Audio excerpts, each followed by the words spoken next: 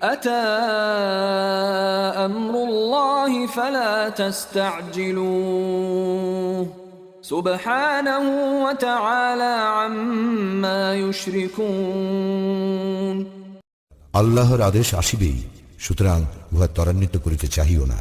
তিনি মহিমান্বিত এবং উহারা যাহাকে শরীক করে তিনি তাহার ঊর্ধ্বে। ينزل الملائكة بالروح من أمره على